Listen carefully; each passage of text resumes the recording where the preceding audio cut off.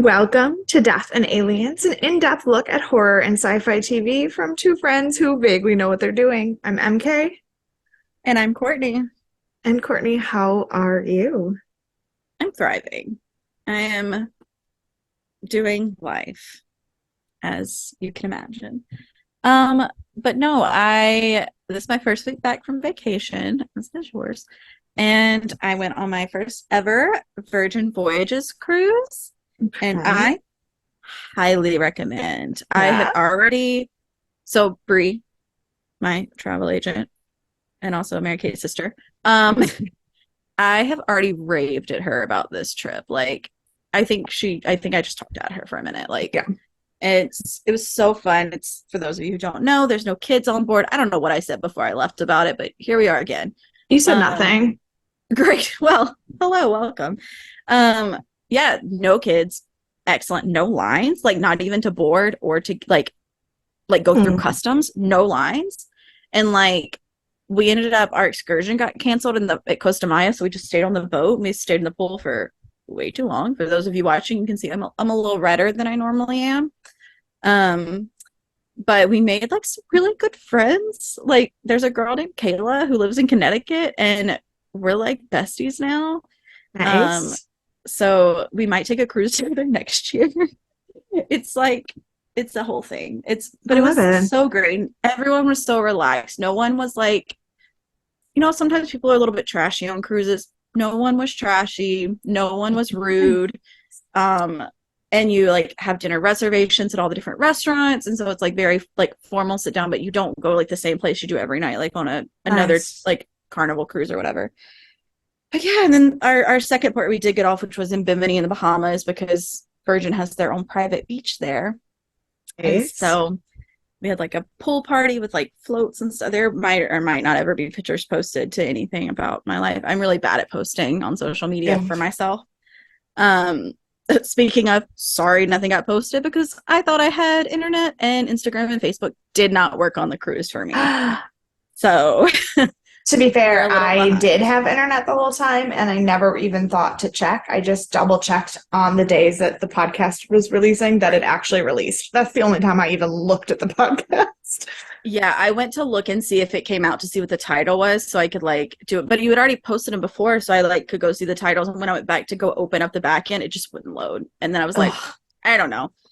So yeah, and at the end of the cruise, we went ahead and put a deposit down on another Virgin Voyages cruise. So I also told Brie about that. I was like, just so you know, we already put one down, so be ready to book one for next year. I think we have 2 years to use it, but we're probably gonna go next year. It's gonna become a thing, I think. If I But didn't yeah, already have so so many things to do next year, I would join you. But, it's so great. three weddings, including one that requires No, me to go to Italy. no. I mean, So, that one's probably worth it, but the rest well, of them, yes. No, well, the other two, one is my sister, one is my brother, and then the Italy is his cousin. So, like, the Italy is the most exciting. The other two are necessary. right, right. I just don't want to ever be in another wedding until you decide to get married. Then I'll be in a wedding Thank again, I you. guess. But Okay. only for you. I would do it for no one else. So, Well, because you already did um, Caitlin. You did Caitlin and Rachel, and so now we're good. After you're me, you're left. done. Yeah, I'll never talk to anybody again. Um, But yeah, so that's my very, very quick overview of Virgin Voyages. I'm happy to talk about it for the rest of my life if anybody wants to message me, but this is a yeah. show. We have to talk about other things. So, Mary Kate, how are you? Well, as you guys know, while Courtney was off cruising the Caribbean, I was in Great Britain, and I have lots of stories. But I'm not going to tell all of them right now because I was there for 12 days and because I have four podcasts that I have to use this to tell stories on. Um, but because it is Sci-Fi Sunday and because it is a DNA awards episode, I'm going to share the most relevant part of my trip to the UK.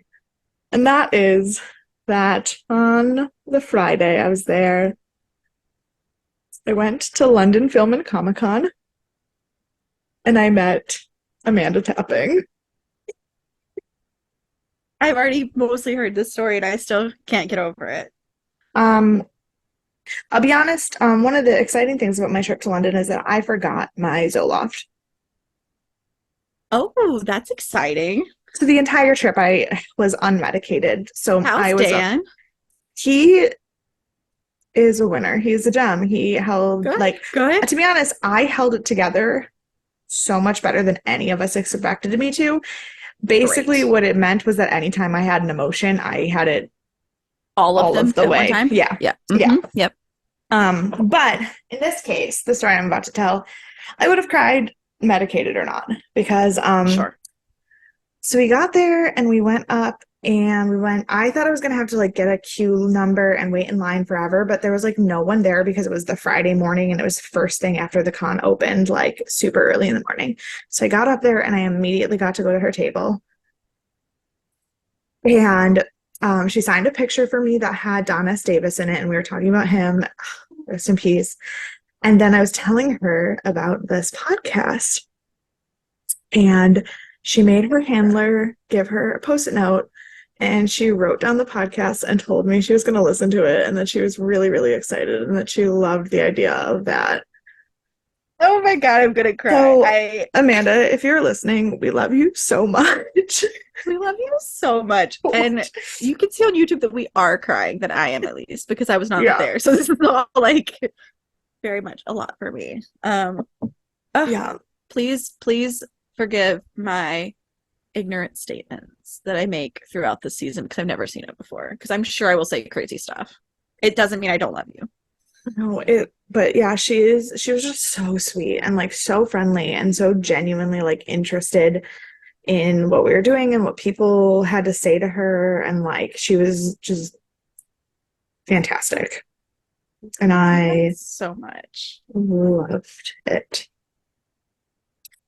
So I also got a really beautiful painting. This is not about Amanda tapping, but it is about sci-fi. Well, because it's about the Comic-Con. So when we first got there, when we were going to get in line to see Amanda, there was this British painter, like an artist who had a table there. And I saw his paintings and I was like, oh, those are so beautiful. But like, I really needed to get in line. So we chatted with him for a couple minutes, but I wanted to go for the reason I was there. Sure. Also, that day was the hottest day while I was in London. And I had my jean jacket with me, obviously, for my Stargate picture, but it was 88 degrees. So I was a little cranky. But this man was very lovely. His name is Stu. He had beautiful art. If I find where I put the business card before I post this episode tomorrow, I will put his stuff in the description. No, I don't. Tomorrow's Saturday. Today. Oh, tomorrow. Oh my gosh, you're right. I thought we were recording this on Saturday, but it's only Friday. So yes. Okay. It's fine. It's great. I will put his stuff in the description of this episode, but so I saw this painting and I really loved it, but then I was like, I don't want to waste money, blah, blah, blah. So then the one complaint I had about London Film and Comic-Con compared to cons in the States is that the way they did pictures was that you didn't pay per picture, you paid per person in the picture. So like, oh, yeah. So like whenever my dad and I go to cons, we just buy a photo shoot and then we stand together to take the picture. Right. And like obviously if we wanted one of ourselves, we would pay for 2 photo shoots because we'd be getting 2 pictures. Yeah. But they pay per person in the picture. So I only bought 1 photo ticket because Dan was like, this is your podcast thing. That's your thing. I don't want to be in your picture, like, and you do what you got to do. But so he didn't wait in line with me. He was like, I won't leave the second floor while you're in the picture, but I'm just going to wander. I was like, okay. So he comes back to get me after my picture, and I go to put my Amanda tapping pictures in our bag, and I look in the bag and I go, what is that? And he goes, before you get mad, this copy of this print at the booth for the Comic-Con sale was only 30 pounds because on his website it's listed as 240 pounds. Yeah. It's a very different price. Right. But this was a print, not the actual painting. And I was like, okay, no longer upset. But it's a painting of the Gherkin, like the pickle building in London, but as a Dalek. I love that. It is stunning. I'm in love with it. So, I love that so much. but yeah, so I'm at Amanda Tapping and I got a Dalek pickle. So it was a My favorite things. it was a lovely day. Love it. Like I said, could talk about London for literally the rest of my life, but I would like to not because I am drinking a Truly because it is the only episodes that I drink. Oh, water, beautiful, love you, love that for you. The only episodes that I dying of a drink, heat stroke. So the only episodes that I drink anymore are when we unhingedly give out awards for nothing. yeah. I was gonna have coffee, but I drank it already, so Oh. I have water. So before we completely unhinge ourselves, Courtney, can you inspire us today? I absolutely can. And you are going to be surprised by how wonderful this is compared to how everything else happens this episode. Take care of your inner spiritual beauty. That will reflect in your face. Dolores Del Rio. I love it. I love it. I apparently haven't been taking care of my inner spiritual beauty because I look janky today, but it's fine. Look, I mean, you watched me put on this makeup. And my hair I haven't touched in ages. It has been, I don't even think I've pulled it down. It was wet from when I showered, and then I was sweaty, and then I was in the rain, and now I'm here, and this is who I am. Yeah. So my face looks a little bit better, but my hair is just. I was watching you put on your makeup and I was like, oh, I could put on makeup, but that feels like a lot of work today, so I won't. But I maybe only did it because I got a new eyeliner. To be fair, I got a new eyeliner in my glam bag that I got today too. me too. Was it the black? Was it the black onyx? The black onyx one? It is. Oh my Isn't it great? gosh. It Love does look fantastic. All right, I'll have to try it on Monday. Yeah, absolutely.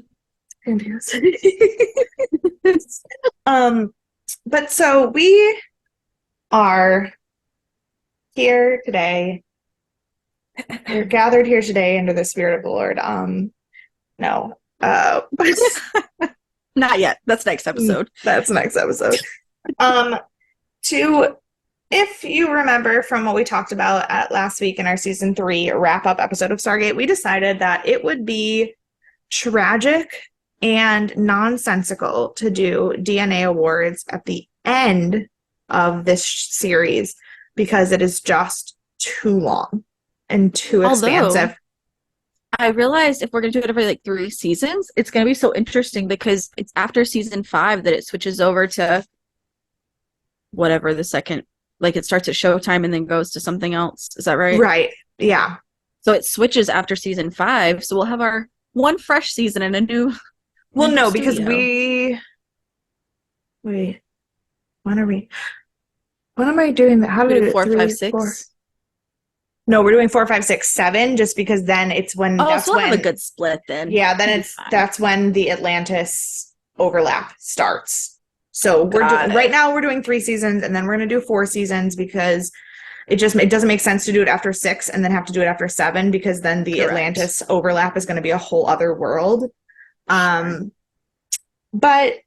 in order to make it not insane, we decided to do mini DNA awards throughout the run of this series because, to be fair, it is actually multiple series that we are lumping into one thing.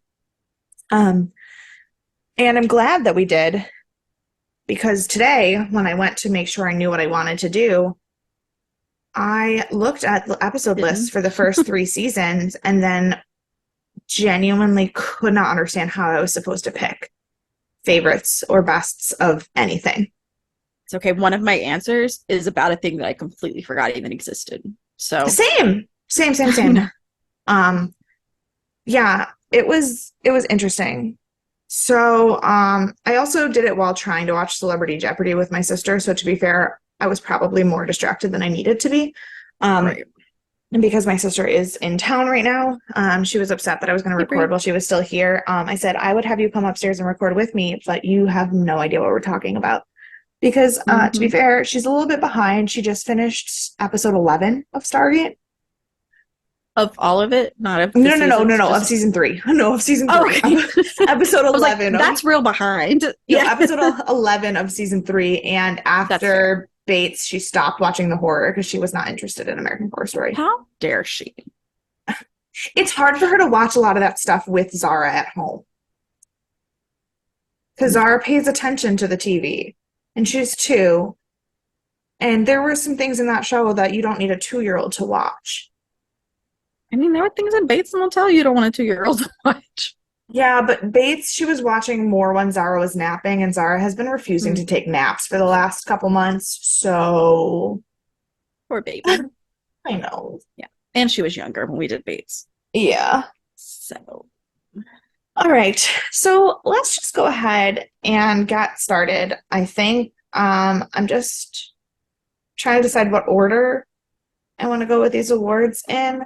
I don't know if we want to... I did mine in the order that they were in the text message I sent. Yes, I did mine exactly in the same order as what we wrote them down as. But I just didn't know if that was necessarily the best order because I think Best Director and Best Writer are kind of bigger awards. So I'm going to start with some of the less consequential awards. Right. And so I am going to start with outfits. Because to be fair, when we started including outfits in our DNA awards, we did it for Bates Motel, where the costume design... Oh, Dead Like Me. We did it for Dead Like Me and Bates Motel, where costume design is a huge part of the show and telling characters. In Stargate, everyone is in a military uniform for 96% of the show, and they're all mostly identical. So this was a little interesting, trying to choose best and worst outfits. So I will let you go first for best. Okay. And I will go first for worst. Courtney, what outfit did you give the award for the best outfit in the first 3 seasons of Stargate? This is kind of a generalization, but I think it's the only way to do it. I picked Share's outfits. Just kind of like as a whole, because they're all very similar. So there's not like one I liked best. But her outfit and style was my favorite. Now, Shari, well, I was going to say pre or post Gold takeover, but I guess that's not really fair because she gets taken over in the first episode, so we really only ever see her as Amunet. So post. Yeah. Mine is surprisingly not general at all.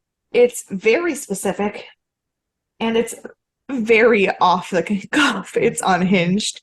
I picked starting strong. Teal'c's outfit in the 1969 flashback episode where he looked like Jimi Hendrix. Love it. Yes. I will. Spoiler alert. I almost picked those episodes for the worst, but like as a whole, that episode. But I didn't. But they were on my list. I don't think that's the worst. Oh, for the worst outfits. Yeah. Well, I mean, the 60s were not great. Despite what Monica will tell you, the 60s were not a good time. But she always looks good. Like, even when she's doing her 60s thing. Even if they're, like, if you look at 60s, but if you look at Monica, she looks good. Yeah. She really likes the 70s more. I just disagree with the color palette of the 70s, like, as a whole. The style itself, I'm fine, but the color... Honestly, give me a 50s. The 50s are where I want to live fashion-wise forever. Or like 1991 grunge. I like go back and forth. Like a nice grunge look, I'd be fine with that. It was like comfortable. Yeah. No one looks good in it, so like you don't have to worry about that. Yeah. Speaking of people who don't look good in grunge, though, that actually leads directly to the worst outfit of the show. Because I picked the worst outfit of Stargate SG-1 to be Seth. He was wearing like the weird white cult robe, but with a leather jacket. Yeah. Yeah. No choices were made there. No, it wasn't that a choice was made, no choices were made. Like biker cult leader. but like usually biker gangs are not cult leaders. So he was It was confused. he was confused. I was confused. That episode was confusing. Yes, yes. Um, Um, it does come back for me. oh, But good. my worst outfit maybe is not the worst outfit in the whole series, but it's the one that I was like, when I thought of the worst outfit, I was like, this one I just didn't care for. Jack's What? outfit in the 100 Days. Oh When he first yeah. gets there, he's like so rough and roughshod and what's that called? Is that roughshod? Is that his name? Yeah. And No, you're run right. down and like he came around before he left, but when Yeah, he but first got there, when it he was like, first changes out of his military, he just like doesn't look like he belongs and he doesn't fit. no, Like, yeah, yeah, that's fair. My problem, I was thinking about it. I was like, everyone's outfits are either military or peasant or like Egyptian god. Like those are the right, three categories. What is not in very these true. three categories? Well, And there was all like that one episode where they had like a funeral or something, or somebody left and they had to go get them. Is that when Jack was trying to retire again and they went to get him in their normal clothes yeah, yeah, yeah, or yeah. something? Like there was that one episode, but Well, and then there was the one where Daniel was actually being inhabited by what's his name, and then he went out to um the diner with the homeless guy. So like we've seen them, Michello, yeah, yes. We've seen them in real clothes, but it's almost weirder when we see them in street clothes. yeah, yeah, because they just look so like I don't know, it's just not the same. It's not the same. Yeah, I figured that category would be the easiest one to just get out of the way because, like I said, I think so. there's not a lot of outfits to choose from. Right. I am Um, gonna mark them off as we go though, so just in that's case. fine. Um, After outfits, let's stay in the visual realm Okay. and let's talk about the effects on the show because we are still in the 90s, 2000s. We have officially finished the 90s era of Stargate. That's what the end of the season 3 is, the end of the 90s era of Stargate. So Mhm. it's a good place to end it in terms of um effects. And to be fair, there were some pretty fascinating effects. And there's a lot of really bad ones. And I don't, this is one of the ones where I second guess my choices because I just couldn't remember things from Yeah. old seasons very well. Yeah, this is one So, that probably took me one of the longest times to decide on. both of my answers are from season 3, and I don't necessarily know if that's Mm, fair, but I think it's just because they're fresher in my mind of yeah. they're standing out in both a positive and negative way.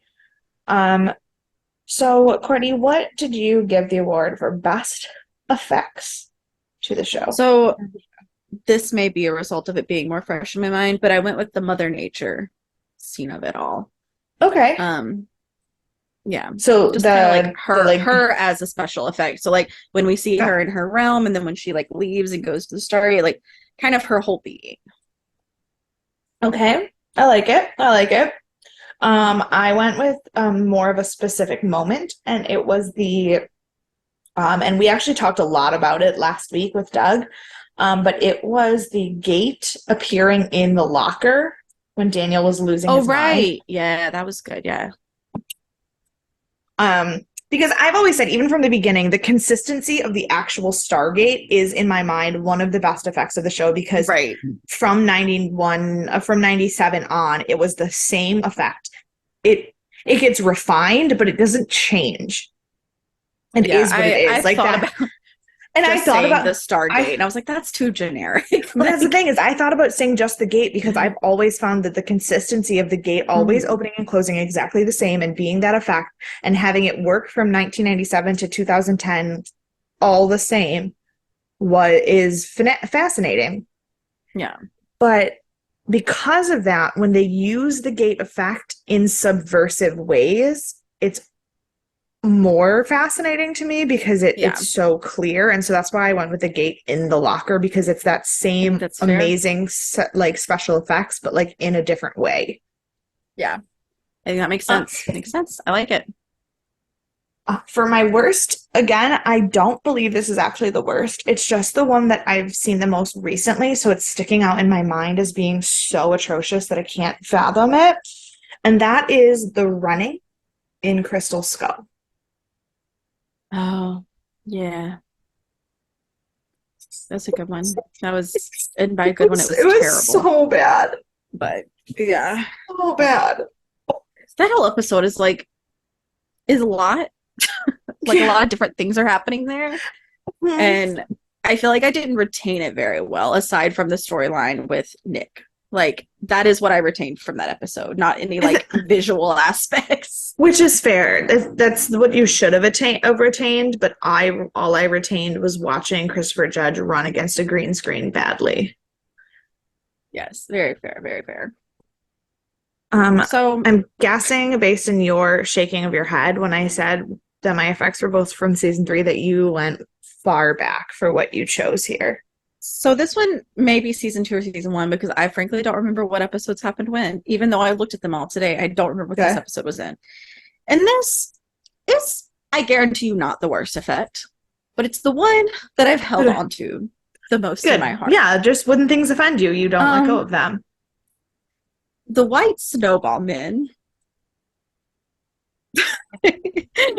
I cannot. I still don't feel like they had a real purpose.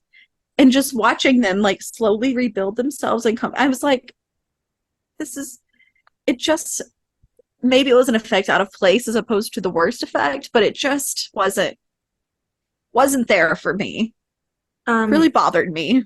That is season 2. Mm-hmm. And we will talk about that again later for me. Great. Yeah. Cannot wait. Yeah. I honestly, when I was writing the Crystal Skull, I was thinking about that. And I was like, we really did hate that. Like, well, yeah, but I don't know if I hated it because it was weird or because it was done badly, whereas this was just done badly. Yeah, no, that's fair. I think yours follows the category like it's supposed to better than mine does, but I could not think of anything else in my head. I was like, this is it. It just wouldn't leave my head. I was like, okay, well, this is what I'm going to put then. Okay. Moving on from our visual things to more about what this podcast is really about. Let's talk plot holes. Great. Love it. No, not plot holes. I'm sorry. Plot lines. We'll get to the plot holes, but plot lines, yes. Best and worst plot lines of the show so far. I struggled with this one because I didn't know if I wanted to go with overall like arching stories or individual episodes, because individual episode storylines, because this show has that element of story of the week to it sometimes, like there's definitely a serialized aspect, but then there's also a story of the week aspect. And so in the serialized aspect, you have these overarching things like the Goa'uld and the Asgard that like are big stories, but then you have mostly contained plots. And so I struggled a little bit with this because I felt like I was just going back into the best and worst episode thought process. So for best plotline, I went with an overarching one, but for worst, I did end up going with just a single episode, but it's a recurring trope rather than a single story. That's fair. Before we reveal, do you have any comments? You want mostly overarching. I was gonna say, do you have any comments before we reveal? I think my worst plot line, it's ended now, but it was over a few periods. Yeah. So it wasn't just like a one-off episode. Okay. And it was character consistent, so it wasn't like just trope specific or anything. So they're both, I would say, technically overarching. Okay. I will say I did struggle really bad with the best plot line because I think the best plot line is going to be one that I don't know enough about yet, but the one that I feel like I really understand. So I kind of picked two here. Okay. So what do you have? Like my favorite that I feel like I understand how it works is Jolinar. I really like that storyline. I think it's very fascinating to see how Sam is like able to fit into that world, but also sticks out of it because she no longer has Jolinar with her or whatever. Okay. Yeah. So I think that one's really fun. The next one's the other one's kind of a prediction, I guess. It's a prediction of what I think is going to be a great plot line. And it's the fifth race. And I know we're going to see more about that. Fair. We know the fifth race being in the episode, the fifth race, we learned that the fifth race is humans, but seeing you're saying like seeing their actual involvement in the rest of the galaxy kind of thing. I think by the end of the like takeoff, I think that might end up being one of my biggest plot lines is like that's working totally on the whole like how it works together. Yeah. But I don't feel like haven't seen enough yet. So Jolinar would be my like current favorite. Mine is one that I don't necessarily know I don't think you're going to agree with it. Okay. And I put Apophis's inability to die. And the reason I say that, now, to be fair, partially, Peter Williams, brilliant actor. Step one. Yes. But partially because the Goa'uld are built up as this enemy that is too strong to be defeated quickly. And yet, in order for our heroes to really look like heroes, they kind of have to win the battles. So rather than having them win the battles and then a new Goa'uld shows up every time and kind of feels like Power Rangers and New Monsters kind of ordeal, having Apophis continuously evade death, but in various different ways, and and always creatively, I think is the best way to keep the Goa'uld as the major villain without, because so we get Hathor, we get Sokar, we get these things, but at the end of the day, Apophis is the one who has this grudge against not just humans, but them specifically. And so that has been 3 seasons worth of arc without overwhelming 3 seasons worth of stories.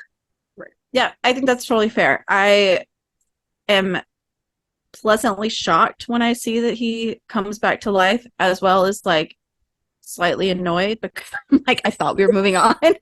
So I have a weird balance in my brain of how but I think you're supposed to. I think you're supposed to, because you're like, seriously, come on. Like even Jack's like, can't somebody teach this guy how to die? Right. But at the same time, if we didn't have Apophis, would it be as juicy every time we had to fight the Goa'uld?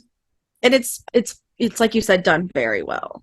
Yeah. And so it doesn't feel strange when he comes back. Yeah. My worst plotline, again, this is one that I kind of picked a specific episode, but it's a trope that I have a problem with, that has appeared more than once. And that is the plotline of Sam being captured for being pretty. And I was specifically thinking about that 3rd episode in the 1st season, which is obviously the first time it happens. But there is this trope that when they get into certain situations, it happens in the episode with Seth. Like it happens multiple times where Sam is somehow an easier target for being pretty, despite unequivocally being the smartest one there and having military skills. Yeah. Absolutely. I don't like it. And I get that the 90s were a time, but I don't like it. A time. Yeah. I agree. I think yours is probably better than mine because I think that was like really well thought out. And I really liked it and I agree. Mine's a bit more specific and a little more personal pettiness. That's what we're here for. My worst plot line is Linnea.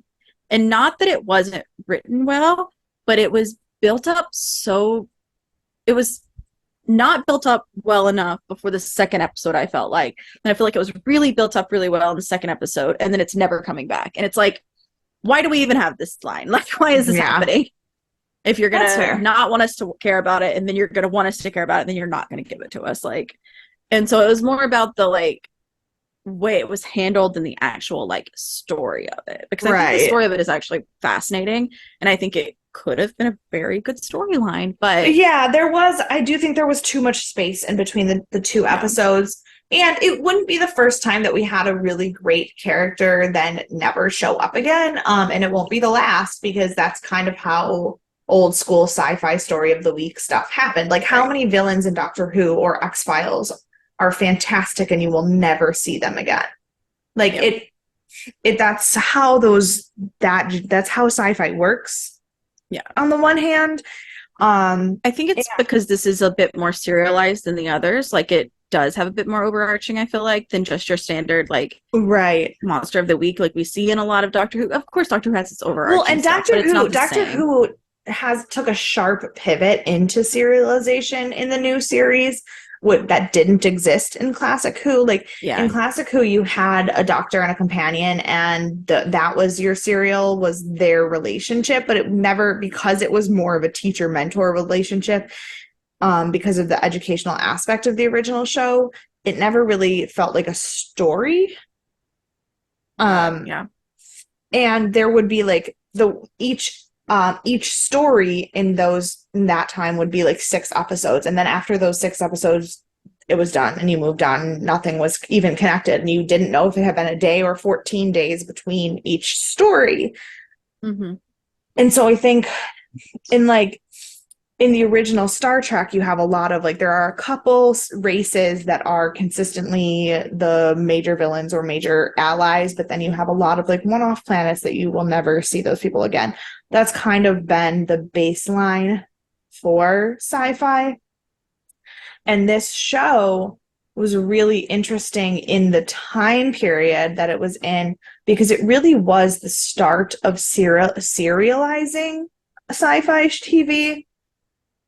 But it started from a place of only having story of the week type shows, and the writers come from a world of story of the week writing. And so because even in other shows like MacGyver was absolutely story of the week. And so you have this juxtaposition of making sure you're building the characters and doing these individual stories, and the characters on this show are so well done that you almost forgive some of the brokenness in the trying to move away from story of the week.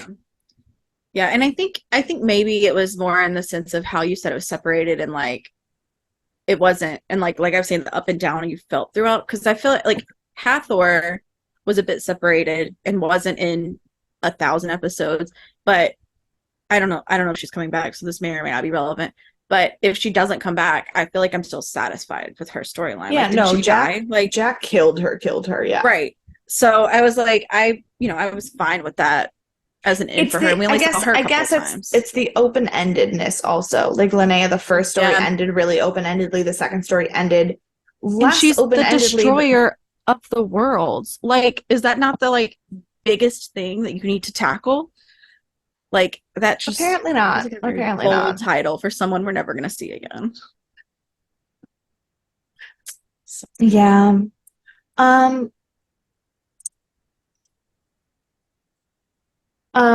Next we get into kind of while we're still talking about plots, though, actually I'm going to go ahead and do the biggest plot hole, which is just a one-off. There's not a best or worst, because obviously plot holes are not great.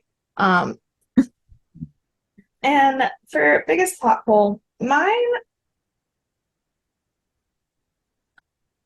is just something that frustrates me, that I think has gotten better as the show's gone on, but it's inconsistent and I don't love it.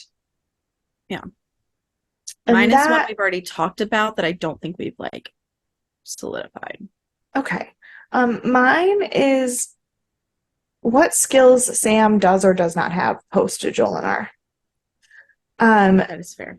Because her ability to like sense Goa'uld or use Goa'uld technology is like there when it's convenient, but not there. And sometimes when she really should be able to know that.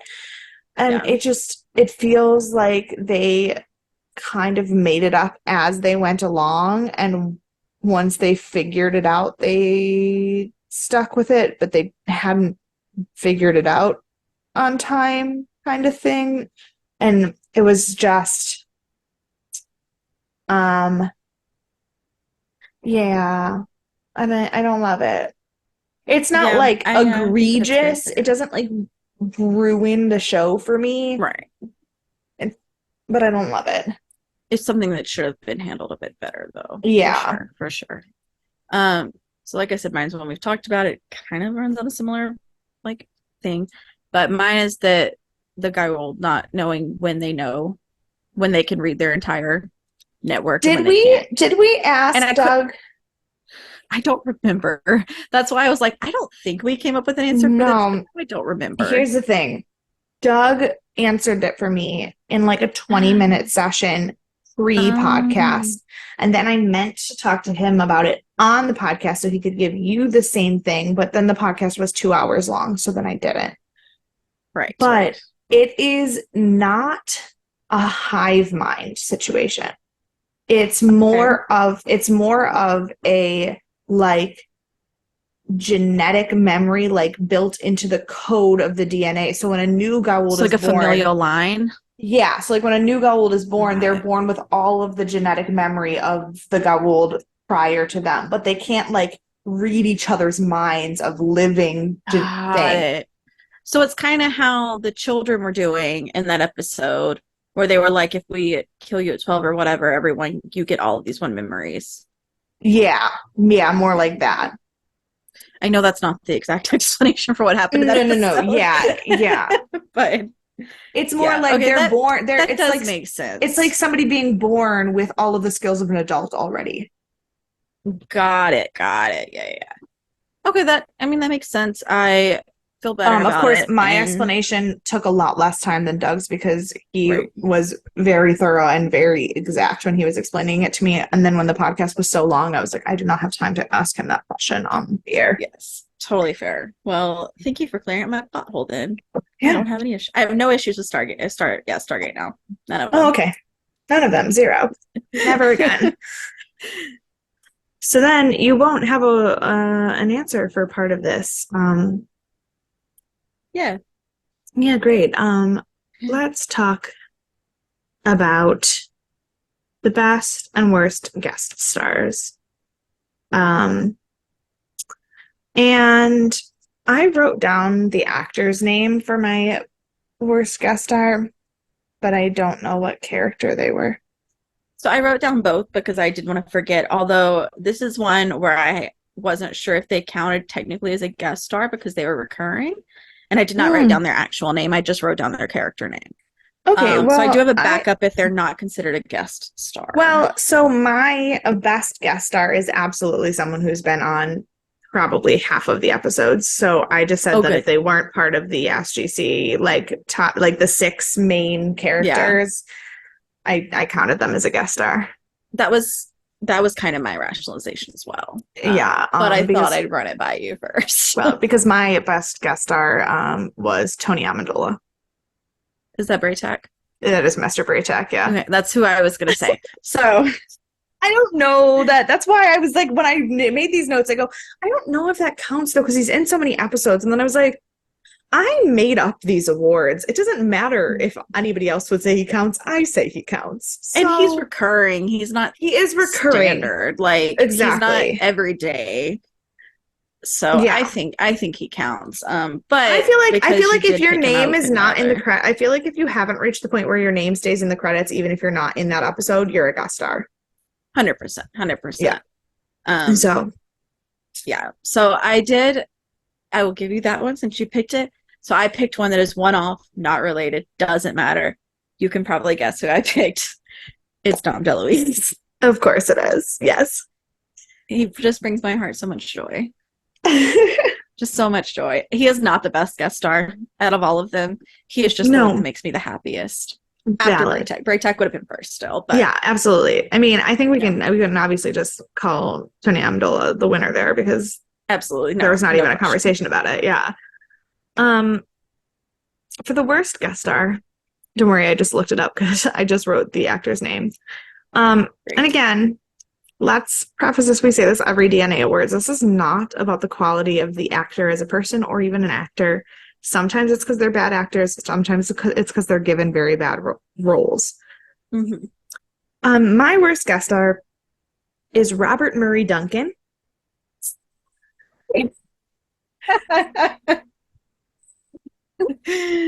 Yes. So he also wins. Yeah. Sorry. Sorry for your win. Sorry for your win, because Seth is just not a good character. Just not a good character, right? And like the thing is, like we've talked about this a lot. I find the episode like endearing, and I think it's a great concept, but I think it just was terribly executed. Mm-hmm. Like that's what it came down to. Yeah. No, and you were so excited because you were like, I love a good cult, and I was like, right? But I was like, never in my life would I join that cult. Like, no. If a cult leader doesn't make me want to join the cult, I don't believe them. Yeah. But you've seen that like meme going around. It's like if you like I'm not the type of person to join a cult, but I am nosy enough to join a cult. Like that would be more of what I would fall under. I would just need to know what was happening, and then I would end up in a cult, like, and just not be able to get out. No. But I think I'd know the whole time that I wasn't meant to be there. I just wouldn't know how to escape once I got too far in. So that's so accurate. Like that, you just described yourself so well. It's the self-awareness for me. Yeah, thank you. I try. I try to be very self-aware. Then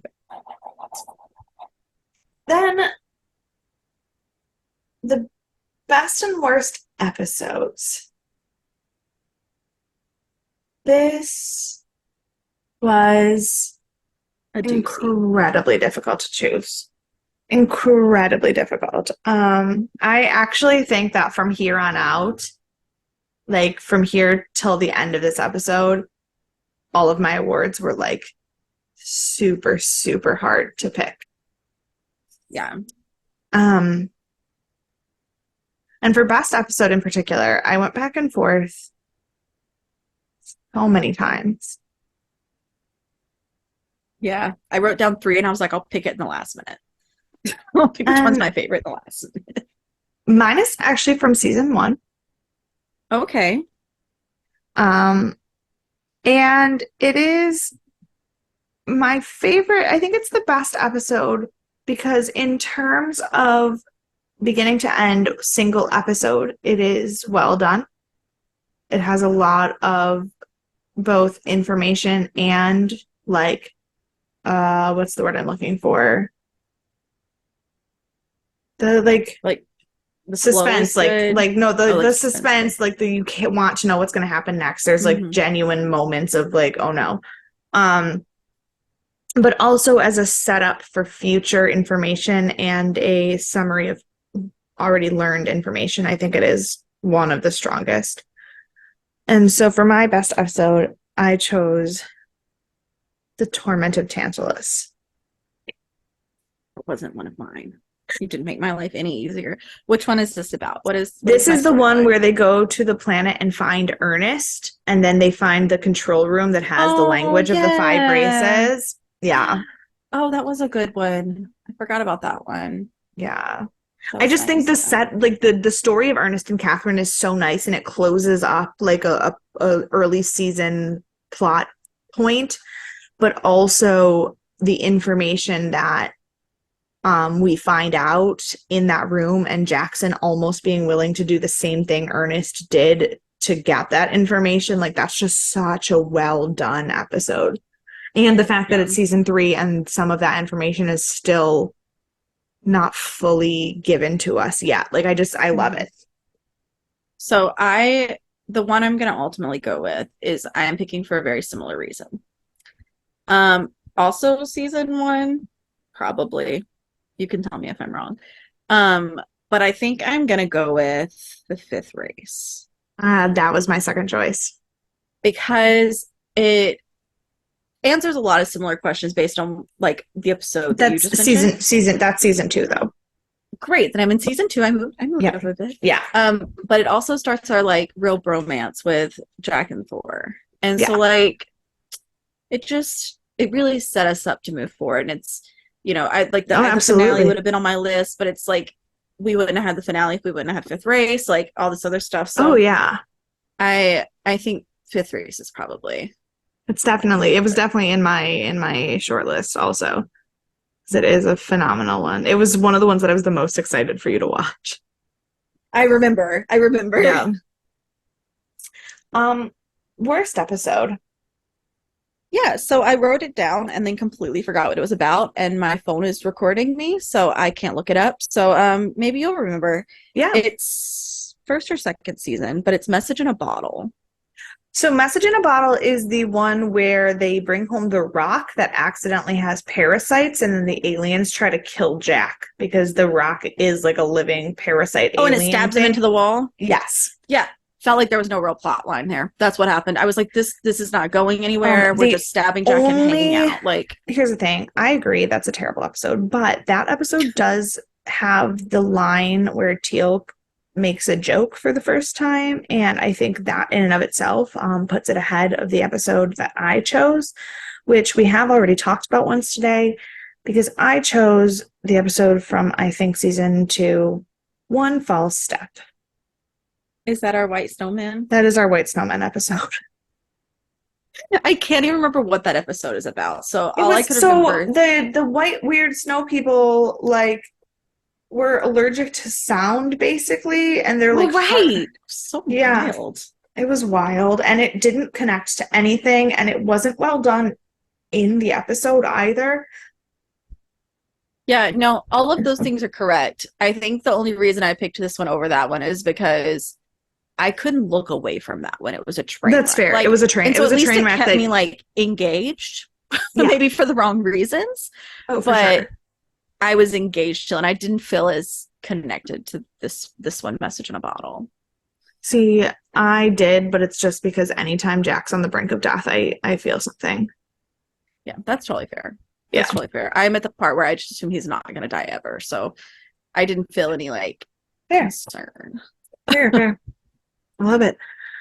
All right, and now we've done all of our best and worsts. We're going to get into our heavy hitters, our big. So we have 6. We have 5 big best awards, and then we have our ultimate MVPs and punch in the faces, and our double helix. Which, for those of you who are new to this podcast, the double helix award is our ultimate award for the DNAs, where we just give an award to something that doesn't really fit into a category. It could be a character, it could be a trope, it could be a thing, anything. It's just whatever is making the show worth it for us. Mm-hmm. So let's start with best line. Yes. So mine's kind of a cop out. I'm sure there were better lines, but it's the one that I remember from the first time I heard it. And it just gets me every time. So I did go with a Tilk quote, as you can imagine. My problem is I also went with a very early Tilk quote, and now I'm thinking, what if we picked the same one? So I picked What is an Oprah? Oh no, that's a great one. Because I think that was one of the first times that I like he had said some quotes, but I think that was the first one that I just laughed out loud, and I could I rewound it because I was laughing so hard at it. Like so that one really stuck that's out a first. great one. That was actually I was Googling like lists of best quotes from the show just to get like somebody to remember what has happened. Yeah, and that one was on there, and I was like, that is a good one. But I also picked a season 1 early Teal quote, but I picked "Things will not calm down, Daniel Jackson. Things will, in fact, calm up." Calm up. I do love that one. That one's I always forget about that one, but it is so funny too. Ugh. That's season 1 Tilt quotes. Like he's still funny, but season 1 Tilt quotes were like top notch. I didn't buy any shirts at Comic-Con, which was very difficult for me. There was this one place that had like 5 for $30 like t-shirts, but my problem was I couldn't pick 5. Like there were so many good ones that I couldn't pick five. But the one, if Dan had been like, no, you have to get one. There was one that was just the top of Teal'c's head with the symbol, and it just said "Indeed." Oh, that would have been so cute. Well, because here's the thing, and this credit to Europe on this, because the reason people like Amanda Tapping and Christopher Judge and Michael Shanks are always at cons in Europe is because the following for Stargate in the UK and France and Germany is 15,000 times what it is here. Oh yeah? Like so we need to start promoting there. Like I met a girl in line to meet Amanda Tapping, who Amanda Tapping was the last of the original cast for her to meet. She'd met everyone from last. Oh, you haven't met Michael Shanks? I've only met her, Richard Dean Anderson. Well, no, I've met Ben Browder and Joe Flanagan and Alana Hoffman, who you don't know who they are yet. I don't know any of that. And I've met Richard Dean Anderson and Amanda Tapping. Don S. Davis is obviously no longer with us on this earth. But like she means core cast of all three series. This is the last one she had to meet. Oh. And it was because she was supposed to meet her listening to us. She was supposed to meet her 3 years ago and she had to cancel the con. So like it is a thing there. And I was like, I'm only at 5.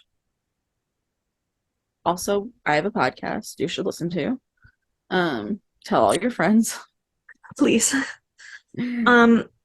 But speaking of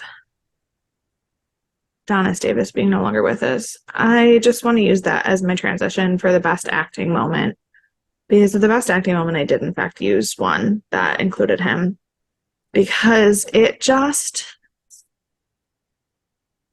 attacked my heart. And that was in the season 3 season finale.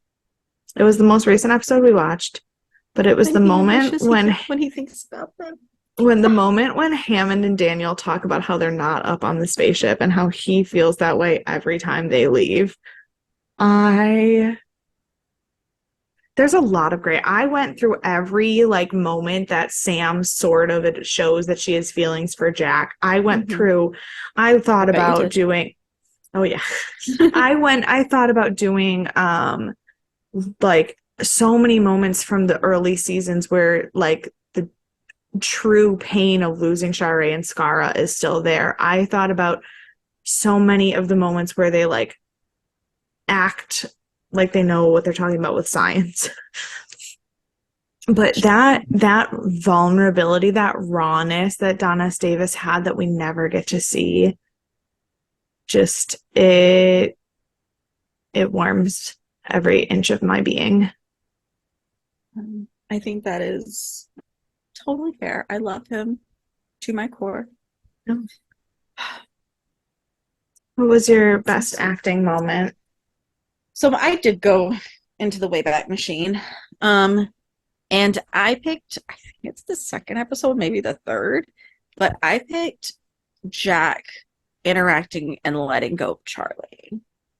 And because that was so emotional. And I feel like that is, I forgot about that. And he was so incredible in that acting moment. And then we see that recreated with Skara. We see that recreated when he's with the children at the place that I never remember what it's called, but where they're all, getting all the memories inserted into them. And like, so we see those like tiny recreations throughout the series, but it's like all based from this like one big emotional episode that was I forgot. That one is super intense.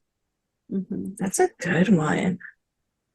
Yeah, because he has like so many light moments and so many like typical Richard Dean Anderson moments that one just felt like the most emotionally acted as opposed to like just being himself or acting as his character would, Yeah. Wow. The next 2 awards were without a doubt the hardest ones for me to decide. Of course, I decided them first.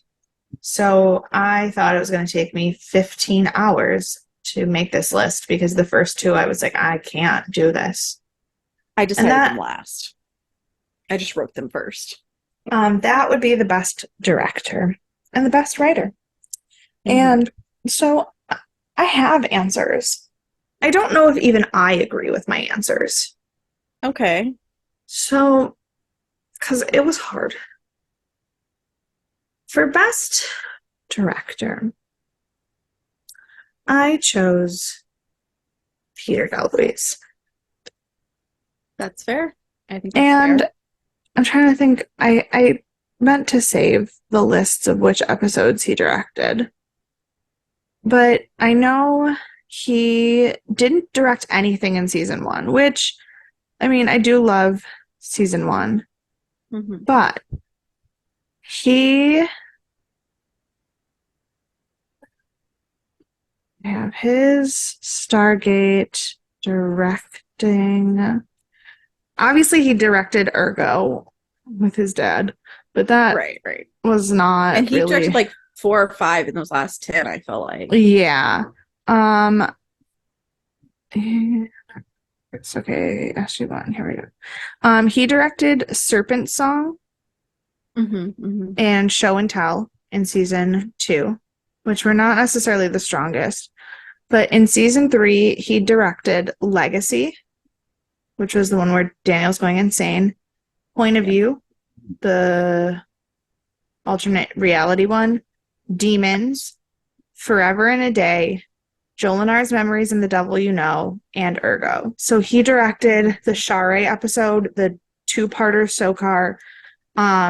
He directed Legacy and Point of View and Demons, which I think is underrated because I thought it was way better done than most people did. I think it's got a lot more underlying than most people know about, but as a one-off watching it, it wasn't one of my favorites. No, I'm just obsessed with understanding the back end makes I'm just obsessed with the what's going on underneath all of it. And I think that obviously there are some directors who did more in the early seasons who probably could have been better picks. Like obviously Martin Wood and David Wary Smith, and what's the other one who's let me tell you because that's who I picked. But so like those 3 do so much in the early seasons that they're probably better answers, but the collection of season 3 episodes that Peter DeLuise happened to be ones that I find are the strongest in terms of both like story and art and direction and how they did it. And so I gave it to him, but I also regretted it and when I did it, you know what I mean? Like I was like, I don't know how to pick. I don't know how to pick because there's 4 really strong directors. So that's how I feel about my writer pick. But for the director, I did go with one of the consistent ones, and I picked Brad Turner. That's the I obviously cannot list all of his episodes, but I did go through them, and I was like, I feel like there's a better one-off director, like you picked Peter DeLuise, and I was like, that did better ones. But then when I started going back through, like, I was like, well, a lot of the ones that really spoke to me emotionally were Brad Turner. And so like he did some of the first ones I saw that he did were like the Tok'ra ones, part 1 and part 2. And I was like, well, those were kind of like one of the bigger ones for me in season 1. And so I was like looking back and I was like, he really hit a lot of the highlights for me. So that's why, while he is one of the most prolific as well, obviously, that I ended up picking him. Yeah, and like I said, Brad Turner, Martin Wood, and David Wary Smith are probably like the 3 that at least for the first 3 seasons, really do deserve that consideration. And so like that's why I'm like, I'm not 100% sold on my answer. I'm giving my award to Peter DeLuise, but like I also wouldn't argue against any of the other 3. Yeah, but I think it's fair. Like Peter DeLuise did do a lot of the bigger ones. Especially in season 3. Like he might not have been as prolific in seasons 1 and 2 as the other 3, but season 3 he really kind of came into his own as a director. Yeah. Absolutely. Which brings us to best writer. And this we have probably like 6 writers on the show that really are part of everything. And choosing which one of those three, I was going to give this award to, or three, those six, I was going to give this award to, was so, so rude, truthfully. So I literally just kept, like, I would go through and, like, look at the episodes that I thought the writing was the best and then click on it and see who wrote it. And then I went and was like, how of the, like, 10 that I just picked, who showed up the most is really how I did it. That's also what I did. And so I went with Robert C. Cooper. He was second on my list. I almost went with Robert C. Cooper, but I instead, so he did a lot more of the more recent ones that I really connected with. Mm-hmm. But in the first couple of seasons, the ones that really I felt like were well written and that were like paced really well and really did give you the information you need to, but left it open enough that you didn't feel lost, but you still had questions, was Catherine Powers. Catherine Powers, the first episode she wrote, I hated. Wasn't that like the it was like the third episode or something? It was it's really the one where Sam gets kidnapped for being pretty. Yeah. Right. And then she did have a couple really strong ones after that, but I was just so sure after her first couple that I was not gonna like it, that I kind of just forgot about her. Yeah. That's fair. Yeah, no, but Robert C. Cooper wrote the first Cassandra episode. He wrote both of the episodes that we picked for best episode, Tantalus and Fifth Race. He wrote, like you said, all of the really good ones in season 3. He wrote the episode where Sam gets taken over by Jolinar. He wrote both of the alternate reality episodes, and so I just really had to give it to him. Other than that first terrible one, I don't remember exactly which ones Catherine Powers wrote. Because my phone, I don't have access to it, I've forgotten which things were Brad Turner's directing and Catherine Powers writing. Okay. But like, I feel like the Knox may have been her, but it could have been directed by Brad Turner. And I think she did one of the Thor episodes. I don't remember which one, but it wasn't obviously the Fifth Race. But maybe like Asgard. I don't remember. Let's see. She did the first Thor episode, you're right. And then actually she did both of the Thor episodes. Thor's Chariot and the Asgard and one? Thor's Hammer. Right. Okay, so that's what I was thinking. Oh, and then she did Serpent's Song too, which was the one where Apophis dies for maybe real the first time. Yeah. Second time, whichever time. Whichever world we're in now. Yeah. Oh, and then she did Enigma, which was the introduction of the Tolan.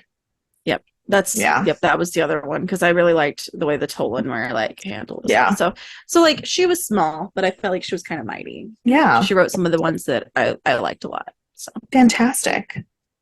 Our last best of award goes to the best purely sci-fi moment of the episode. What is that moment that was like, wow, this belongs on the classic sci-fi list? And I almost feel like we're gonna have the same answer. I don't know. This is the one that I forgot it existed, and then I was like, no, I think that might be okay. Then I definitely probably didn't pick the same one. I picked the moment in Thor's Chariot where we meet Thor as an Asgard and we see little gray aliens. Yeah, like the moment where everything stops being people on different planets and is truly just like little gray aliens. That is like quintessential sci-fi for me. Absolutely.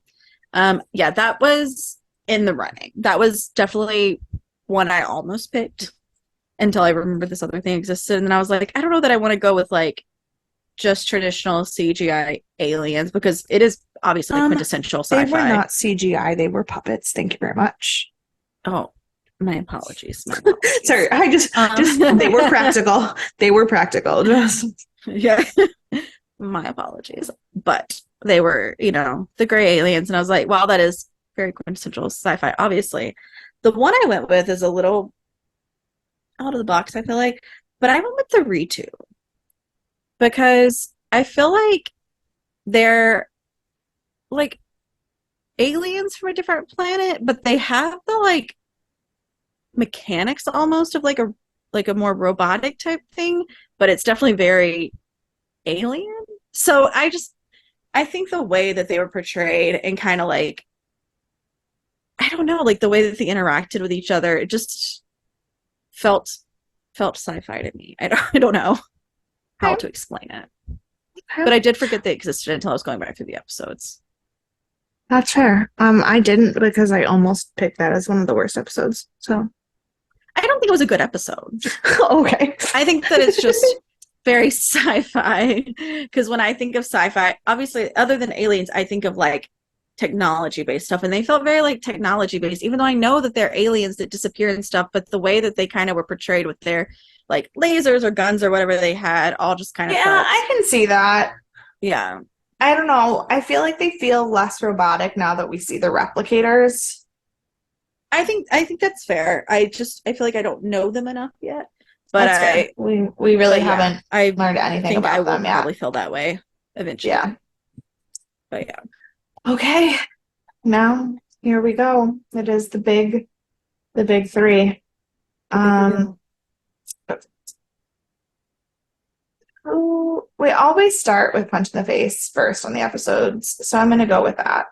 Who is your ultimate 3 seasons worth of anger knuckle to the face? Mayborn. Mine too. Fuck that guy. No question. No Mayborn. question. Oh, I'm pushing buttons. I'm so sorry if that sounded on the It's okay. yeah. No. Ultimate MVP was harder than punching Mayborn in the face, obviously. Yeah, Because sure. I think that there are like all five of them really could be quality candidates. But in a surprise to absolutely no one who's ever met me, I picked Jack. Yeah, totally fair. I went off on a limb and did not pick one of the Fab Five. Um, because while they probably are the correct answer, my personal MVP, I went with Thor. Did you? I was like, when you said you didn't pick the Fab Five, I was like, it's either going to be I am Thor. so sorry. I I knew it was didn't going to hear be. what you said. My headphone went out for a second. Oh, I said, if you didn't pick one of the Fab Five, I knew it was either going to be Thor or Braytech. I do love Braytech too, but it's Thor. Yeah. Um, I mean, honestly, Braytech should be it just for that moment where he says that Hammond of Texas in the spaceship when in the season 2 finale. Absolutely. Absolutely. But no, I mean, here's the thing. All of the team is great. They all do important things. But Jack is the least. I think the reason why Jack stands out for me so much is that Jack is the least comfortable. Like Teal'c already is an alien. Sam is a Right. scientist who's been working her whole life to prove that you could travel through space. Daniel Right. is an archaeologist who studies these cultures and is the one who found the Stargate and has understood that travel between planets could have been the way that these cultures were spread. Right. Jack is like your typical average, like military single in his 40s, drinking a beer and fishing, has no patience for anybody's bullshit kind of person. Yep. And so his adaptation to this world and his ability to thrive in it and care for his team, just it stands out to me in a way that nobody else kind of gets. I think that's totally fair. I like it. And his storyline is great too. I mean, we get a lot more of his backstory than I feel like we do with some of the others. Yeah. And so I like it. Yeah. All right. The Double Helix Award. I feel like mine's a little bit of a cop out. Mine might also be a little bit, but I it I might not s- be. I struggled so much. But for my double helix, I said the banter between the Mm, team members. Like their ability for them to do absolutely nothing but make fun of each other and still just like have a bond that you would never like be able to break. Like the fact that they would never, all of them will never leave each other. But like I think about like moments where like they Daniel knew Jack wasn't real because he was being nice to him, or like right. the moment at the end of Maternal Instinct where everything's kind of all good and they're all back together and they've got it together, and then Jack's like, Daniel, your shoes. Like the fact that they Yeah. just like they are always like on each other with like the banter and the like quick comebacks and the stupid puns. Like I don't know. It's just some of the best dialogue. Yeah. I think that's fair. I don't think that's like too much of a cop out. Mine's less of a cop out Okay. than that. But I don't think it's too much. I think it's a good choice. So mine is kind of a generalization as well though. Don S. Davis' ability to make you feel whatever he wants you to feel. I have been angry at him. I have cried when he's been on screen. I have like he is not an entire episode, and then all of a sudden I'm like, you were the most emotional thing that happened this episode. Like Mm-hmm.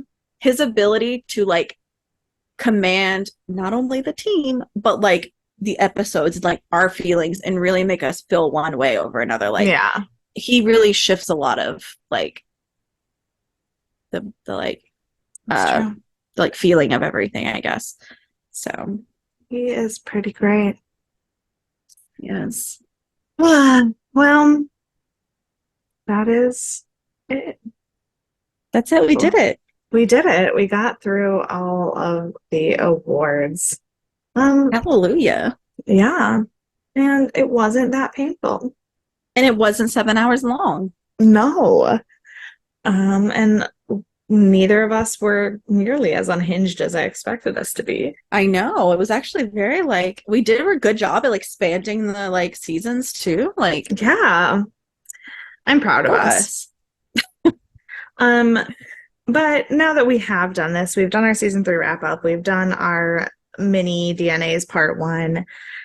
Next week, we are back to our regularly scheduled Stargate episodes. And we are going to be moving on to season 4, which is the second part of the cliffhanger that we were left with at the end of season 3. So if you don't remember if you don't remember what that was, at the end of season 3, Jack, Teal'c, and Sam were on a spaceship with a dying Thor and replicators. They blew up the spaceship. They may or may not have gotten out of the spaceship. And when the debris landed into the ocean, we see that a replicator made it out of the crash alive. And that is where we are left before we return with season 4. So, I feel like I haven't watched the show in 7 years. because we haven't, because we were out of the country. Uh, but before we get to season 4 of Stargate, we will see you guys on Thursday for a Thriller Thursday episode where we will be discussing the movie The Exorcist. And The original from 1973. And just as a warning, on Thursday's podcast, we did say that it was available on HBO Max. Either that is no longer true as of July, or that was just a lie to begin with, because it is not available. Yes. The only place it is available right now is any of the places where you can rent it. So Amazon, Google, YouTube, Apple TV, Redbox, any of the places where you are able to rent movies, it is available for, I think the cheapest is $2.99. I think so. I think most places are $3.99, but I did see one place that it was $2.99. And if you do choose to watch it, we did not do the director's cut. We just did the original release. Yeah. So I mean, also, most people who are into horror probably have already seen it or have a copy of it on DVD somewhere. Right. So just like, I actually Or read the literally book. almost, I mean, yeah, I literally almost texted Monica to see if I could borrow a DVD rather than renting it. yeah. But so I'm just apologies for that. I'm Also, if you blaming don't, July and Max, not us. yeah, for I think sure. it was moved because I think it was there before. I swear that I saw it on HBO before I made that announcement. But Yeah. you know, new month, new movies. That's how they do things on streaming platforms, and everything sucks. And everything we want to talk about, they choose to move around all the time. All the time. Um, but if you have any questions for us, any comments, if you want to argue with one of our awards or give your own, please email us at deathandaliens@gmail.com. You can follow us on all of the social media at Death and Aliens. You can follow me everywhere at EMKAY_superstar. And you can find me at CE Cloud 13. And we will see you for a thrilling episode of Thriller Thursday. Bye. Bye.